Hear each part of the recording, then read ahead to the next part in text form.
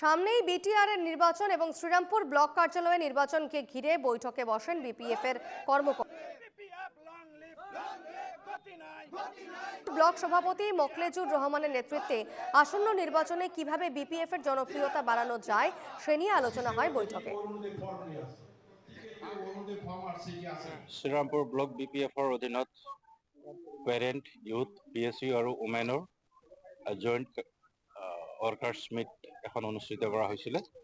এই ৱৰ্কাৰ্ছ মিটত আমাৰ 13টা প্ৰাইমাৰীত 59 বুথ কমিটি ষ্ট্ৰেংথেন কৰাৰ এক বিশেষ কাৰ্যসূচী হাতত লৈ আজি আমি পৰ্যালোচনা সভা আয়োজন কৰিছিলোঁ।